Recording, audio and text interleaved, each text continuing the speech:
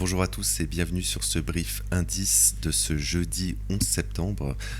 Comme d'habitude, on fera le point sur le SP500, le Nasdaq, le DAX et ensuite le CAC 40. Avant de commencer, n'oubliez pas le Discord de la chaîne.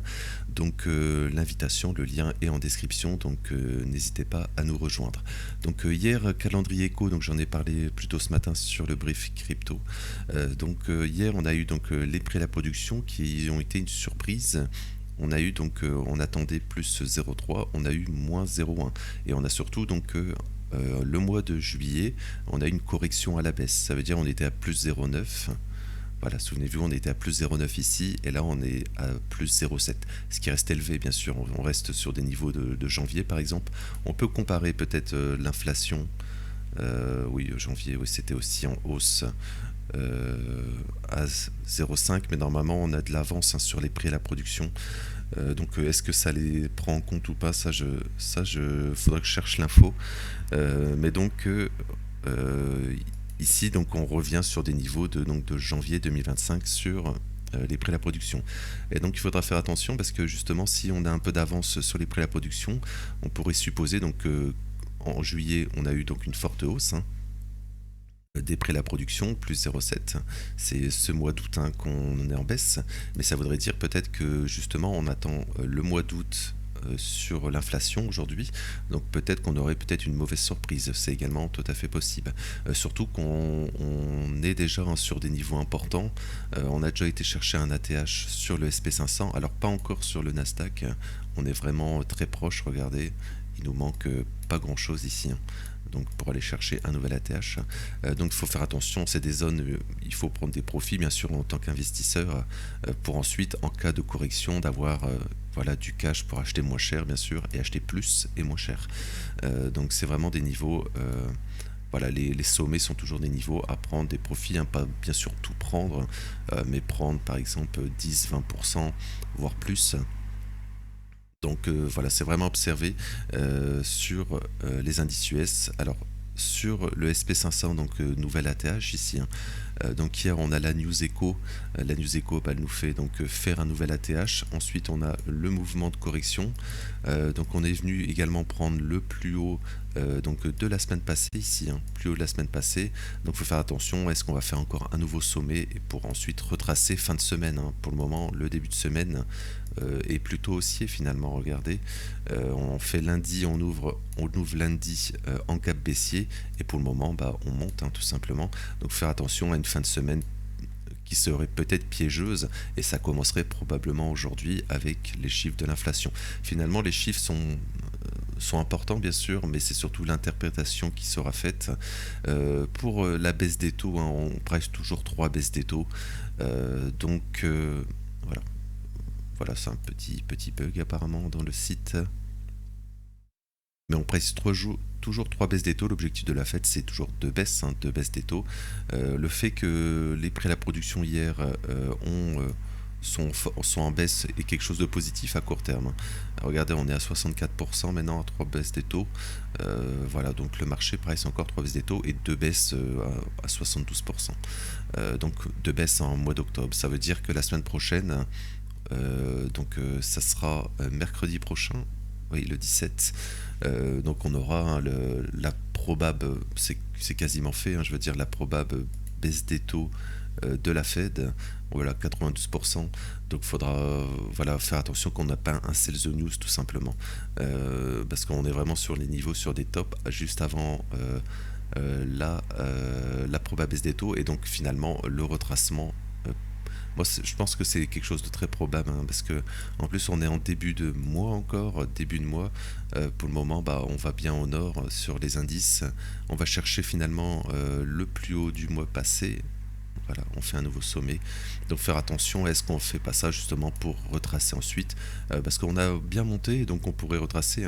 Il y a toujours dans des phases de hausse, on a toujours une correction, phase de hausse, correction plus forte ici, peu importe, mais voilà, on a toujours ce genre de choses, donc c'est quelque chose de normal.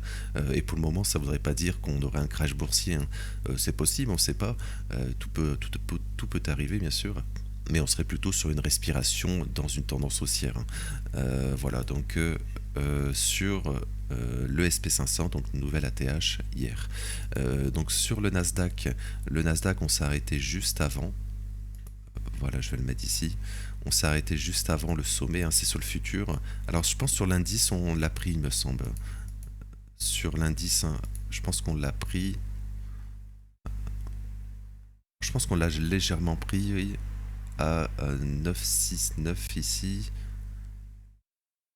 Et on a plus haut. Alors non, non, on l'a pas pris. Il manque 10 dollars. Donc également, on l'a pas pris sur l'indice, je pensais.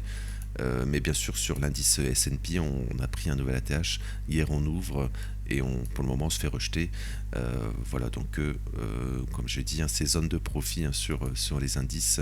Alors, on peut encore faire une jambe haussière, hein, comme ça, bien sûr. Euh, Tout simplement parce que le Nasdaq n'est pas venu chercher ses plus hauts. Et également, il me semble, le Dow Jones aussi. Dow Jones, si je regarde rapidement.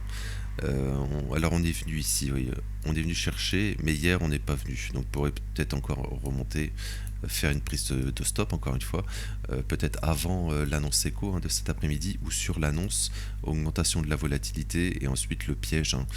Ça arrive très souvent, ça arrivait par exemple la semaine passée, enfin vendredi passé. Alors c'était le NFP, hein, souvenez-vous, sur le NFP. Voilà, vendredi passé, avant le NFP, bah, on va chercher un sommet. Annonce du NFP, bah, on retrace, hein. On retrace fortement. Donc faire attention finalement de ne pas faire le même scénario. On est, hein, voilà, on est, hein, tout simplement un peu dans le même scénario finalement. On ouvre la semaine. On ouvre la semaine ici.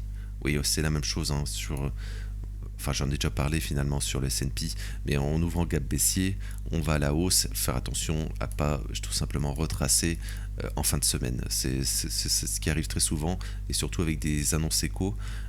Sur le Nasdaq, non, on avait ouvert donc stable, hein, mais on fait la même chose, hein, on monte, faire attention de ne pas faire un nouveau sommet pour ensuite retracer ensuite.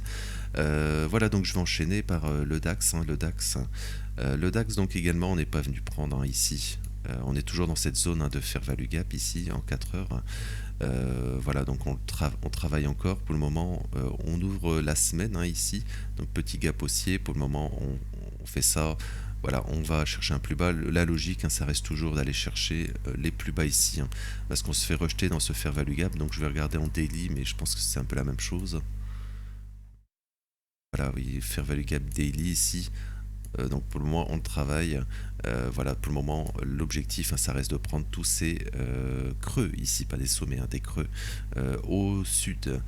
Et là faire attention qu'on ne fasse pas donc un double creux ici par exemple, comme ça, prise de stop peut-être même ici, prise de stop ici, pour ensuite finalement faire de la continuation haussière sur le DAX. Parce qu'on laisse tous ces stops ici également.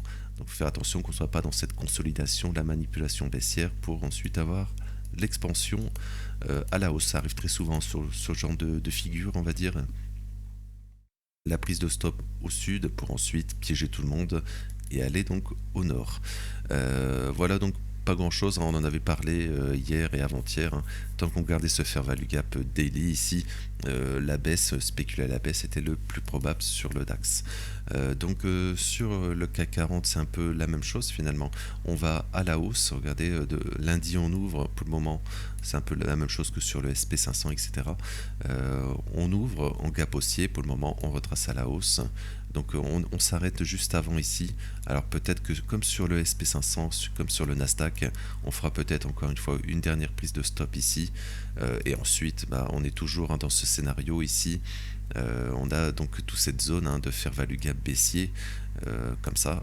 Donc voilà, le revenir dedans, et voilà, le fait d'avoir laissé peut-être tous ces stops ici, vite à penser d'avoir une continuation baissière, hein, sur le CAC 40.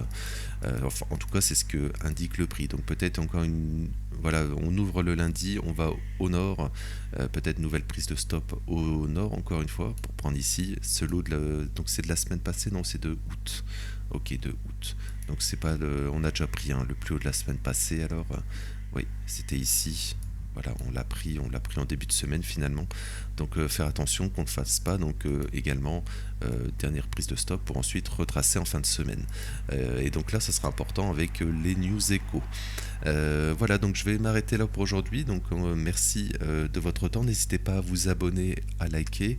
Je vous retrouve tout à l'heure pour le brief Forex et matières premières. Merci.